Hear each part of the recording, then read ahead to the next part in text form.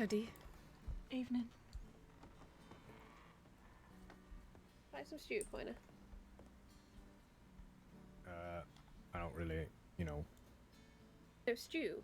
Oh, stew? Yeah, no, I'll take one. Would you like me to get it for you? Oh, all right. No, I've got it. There. I appreciate you. Of course. Usual table? Yeah, that'd be nice.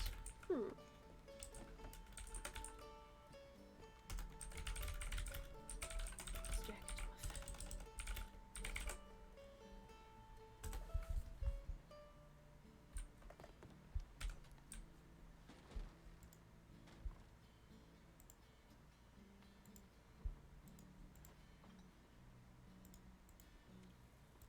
Wait, when you say plan, wait, we's doing an interview. What Miss, do are you you mean waiting plan? on someone? I am. I'm supposed to have some sort of interview today, so I'm waiting for whoever it is to show up. Miss Okay. Mitchell? Oh. Sorry, who's? Howdy. Sorry, is Oh, that? that's here. right. Yeah, here at the table. Oh, at the table. Sorry. How do you do? Oh, well, why didn't you take a seat? Sure. Now to pardon us, we've been on our feet all day. That's quite alright. Miss Mitchell, this is Mr. Coiner, or Nate Coiner, and I'm Constance Wright. Nice Pleasure. to meet you. So, it has been a very long day for us. So instead of us beginning asking you questions, why don't we, do you have any questions for us about paper, about the job, or, you know, anything like that? Not too many, but probably, you know, how much, is there a minimum requirement on how many works I'm turning out, what type of writing that I'm doing, that sort of thing. I've got a few ideas for some columns I'd like to run, but I'm not quite sure how you run it. Alright, well, the expectation is for at least 3 articles a week. These articles can include advertisements. 3 a week? Yes. Right, alright, I suppose I just don't know what sort of work would be going into, but the sort of stuff I've got in mind is more investigative and would take longer than, you know, you wouldn't be able to churn it out at that rate. Well, as I was saying, it also includes advertisements. And the way advertisements work is when people apply to the paper for such thing, they get to hand it out between the reporters fairly evenly. Right, And generally that works pretty easy to turn around. Those come through at a pretty regular rate then? Yes. Actually, quite a lot. Alright. If that's the case, then I just don't want to be dashing and scrambling to find something to write about when there's nothing. If you understand There's never that. a shortage of things to write about in the crossing. And it's definitely something where if you ever get scrapped for something that you don't know what to write about, I do a tremendous amount of footwork in that we have this sort of thing on our desk where I just put a bunch of notes all over it. And if you want to take any of those, you could definitely do that. But if you got ideas, by all means. Alright, no, I can certainly work off, you know, I do well with when given prompts or something to go after. It's when I've got to come up with it on my own that I might struggle a wee bit. So if I know something to look at into, then I can ask people and find out. And what sort of ideas do you have? I'd actually like to run a series of interviews, specifically with prominent lawmen in the community, stuff like that. I'd also like to even actually interview some outlaws, you know, if they're, I don't know, behind bars or something like that. I want to look at the human aspects of people. We do a series called Life in the Crossing. We've interviewed Senior Deputy Harper and I think she's still a deputy, Washichu, previously for that series. We've also interviewed a number of the medics and doctors. Specifically my... continuing the Life in the Crossing series. Perhaps. I think the headings I had in mind were something more like behind the badge and behind the mask, but I'm open to ideas. Well, we can have a subtitle. I suppose. These were more personal interviews about them, why they chose the professions they chose, and That sort of thing challenges they face. I was looking at. I'm trying to think if one is in the paper at the moment. I don't think so. I think it's got pushed out. And when you say the human aspect, what kind of a human aspect do you expect in a man like Gavin Summers? I mean, we all had a childhood, eh? I could ask a wee bit about that. What sort, try and pray at and see what sort of decisions led them down the path that they've taken. That sort of thing. I figure there's a point, and I've spoken about this with others, that everybody sort of chose to go one way or another. Their choices take them either in the high road or the low road. Gavin Summers' mother was shot in the face in front of him as a child. And you think that's the point? I think it's neither here nor there, really. Either way, I think that answering these sorts of questions are interesting to people, and it can help people to examine themselves, even. Do you have a background in psychology? Oh, no. I'm interested in people. I've had a background myself that I have things that I'm not proud of, and I had to realise that I was not a product of my environment, that it was my choices that mattered. Because I could have gone either way. So I'm interested in exploring that. Doesn't have to be from a background in psychology, I don't think. No, I was just curious. We were talking to a doctor earlier in Crossing who specialises in the mind, so...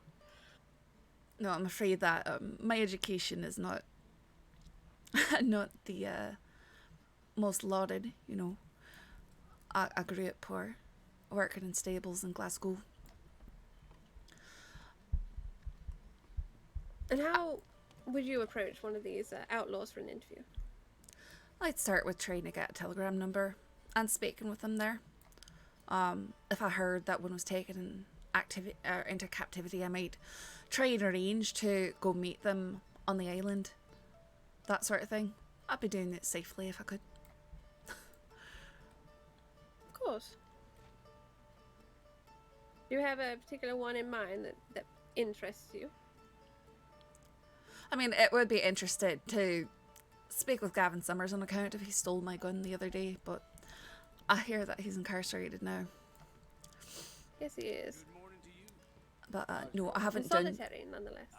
Really? I haven't done too much investigation into who's who right now. I'm just getting my feet wet, so to speak. And your interest in law and law adjacent figures, that comes from your background with your choices? I actually aspire to be a deputy one day, but... How interesting. My husband was a sheriff. Really? Yes.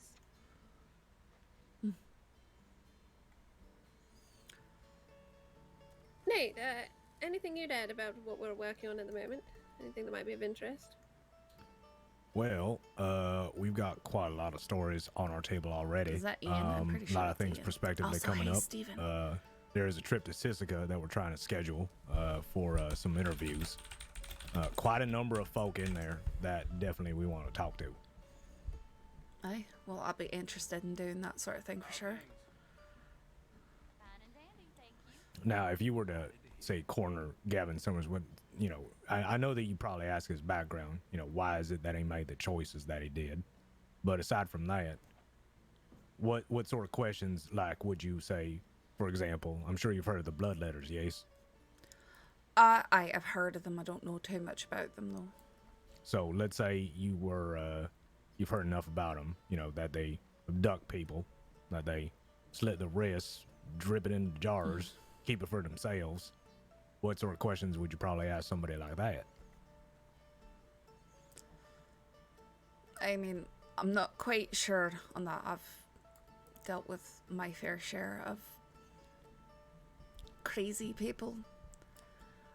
But my experience with people is that, for the most part, they don't see themselves as in the wrong. They don't see themselves as the villain. They think that they are justified in what they do for some reason or another, be that how they've been treated or how they've been raised. or things that have happened to them. I mean, I'd ask them things like, I want to discover the sort of human aspect, what connects them to other people, you know, because they are. Do you know how the Summers Gang came together? I actually don't know.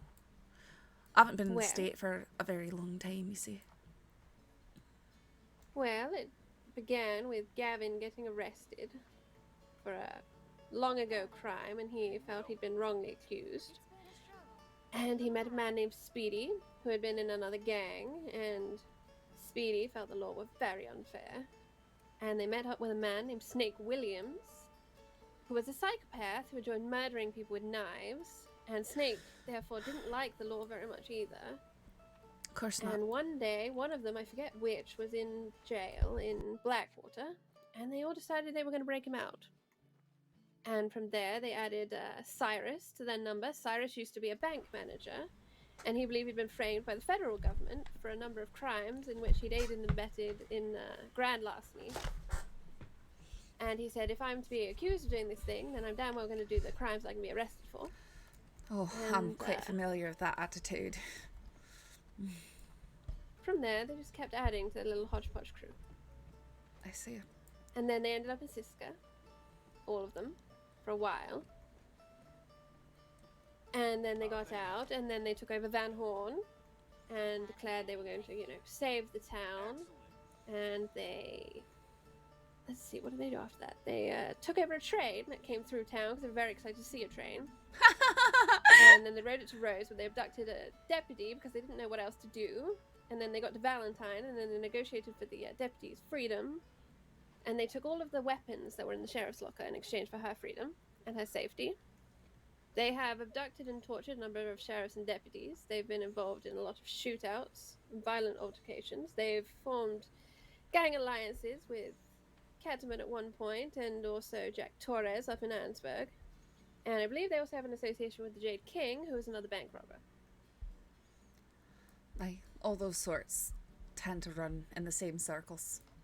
Yes, and all those sorts tend to tell the same story. They all have very interesting demands, which all amount to, I think life has been unfair to me, and I'm entitled to more than I have, and I'm going to take it, and you're going to give it to me. Aye. The human aspect to me of the Gavin Summers story is, what the fuck is going on in Van Horn now? These people have had a rough turn of it, you know. Sandiney grew as a port, they diminished. Annesburg ships their ships straight down the coast or straight down the train line with their coal shipments. Cuts by Annesburg altogether. There's no work there anymore. The water's ruined, it's no good for fishing. The docks have been burnt down, the sheriff's office destroyed. They have these people come in, offer them business, offer them trade, and then slowly but surely abandon the town when they lose interest. But now what for Van Horn? That's the human story. Gavin Summers is just another entitled man. Aye, sure. I'm still interested in individuals. I don't like to lump people together.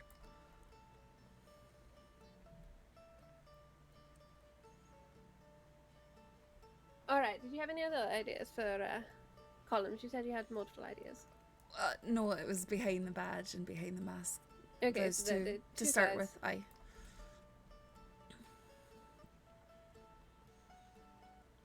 Have you heard of any other criminals? Or any other particular deputy actions or sheriff actions that you're interested in? Not actions, but persons. I mean, there's yes, a I mean lot of... individuals who've done something that brought them to your attention.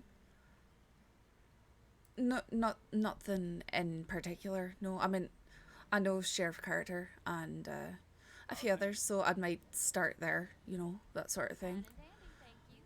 And what questions would you have for Carter? Well, I'd want to ask, you know, what made him want to be a lawman? Was it something that he always wanted to do, or was it something that he took up because he saw a need? You know, that sort of thing. Ask him about his childhood, what sort of things shaped him. You know, if he could tell something, if he could speak to his younger self, what would he have to say? That sort of thing. Kind of runs in the line of that serialized column that we were going to start doing. Almost. Yes. I'm open to suggestions and sort of questions, but it's sort of an outline of an idea. I don't like to put too much thought into something if I'm not gonna do it. You understand? So I haven't made a whole lot of notes on it, but I've had this idea for a while. Alright, so you get a telegram from the Jade King, who is currently wanted. He wants to have a meeting with an interviewer. He wants to tell his story. He offers to pay you for his time. He obviously explains, can't meet in a normal way, given that he's wanted. What do you do?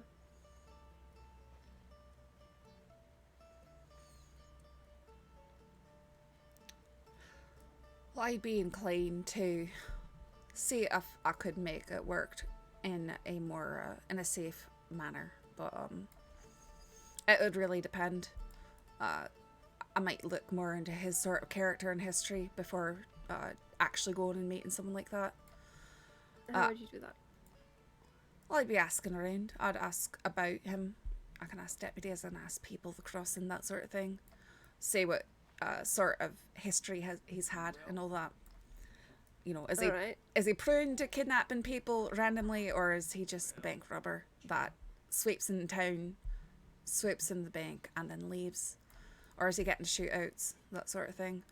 I think primarily I'd be going for people who are reincarcerated, just for safety's sake. Very wise. Alright, so you find out from me that the Jade King is known as a prevalent bank robber. Usually his hostages have been released unharmed. He has previously abducted a reporter before for an interview. She again was released unharmed. And as such, he is kind of known to us as a relatively non-violent type, but he does have a history of abductions. You've got this telegram. He says he wants to meet to do this interview in the next couple of days. What do you do next? I might actually go meet with him. But again, it sort of depends on the general tone and where and things like that. But given that sort of history, I wouldn't be too afraid of it. Alright, and you meet him and you do your interview. Are there any other things you do? I would keep a note of his general appearance and demeanour and things that he says. If there's anyone there with him, I'd keep note of it, but I wouldn't be doing too much else other than having the interview. Right, very good. Sorry, it's a lot of questions, but it's a very real situation. I've had a telegram today from the Jade King. So I'm very curious how other reporters would handle it. Alright. Really? Huh. Yes. It's sort of the situation where, you know, say for example, it depends on what sort of reporter you are. Now, me in particular, I like the natural beat, you know, just the civilian life kind of reports that do come and go. Once in a while, I do happen to do the crime beat on occasions. That's only after the fact. So someone getting arrested or someone dying, something like that. I'm not in the action. But when you go and you try to interview someone as dangerous as a Jade King or as dangerous as Gavin Summers, you hope it's in a situation that they're corralled in some way. Now, what I'd probably do in that sort of situation is probably not go to that interview, only because I do fear for my life and I do have stuff to live for. Now, if it's something that you like to do, I would probably tell law enforcement ahead of time before you even go to the interview where you going to, where the meeting is. That's a good idea. So yeah, you've got to understand, I have been interested and wanting to take up a position with the department for quite some time. So yes. I'm not reckless. I'm not with them. I'm not reckless. You know, I'm not reckless, but I'm not gonna be overly cautious, I guess. I've done enough of that in my life. It can be hard to explain, but like. All right. Well, is there anything else you'd like to share with us or ask us about? I don't think so. All right. Well, it's been very nice to meet you, Miss Mitchell. I'll be sending you a telegram. All right. And we'll go from there. All right. Sounds great. Thank you so much for your time. Of course. Whoops. So awkward. Right, well, have a very good evening. I'm sorry to cut it short, well, a little shorter than I had intended. have to go and meet with the Deputy McGregor. All right, no, it's no problem. Thank you so much. Yes, thank you so Ma'am. much, Miss Mitchell. Interesting. Like, clearly, obviously, would go meet with the outlaws because that's so much fun, you know? The danger is the purpose. But, is that going to be a firing thing?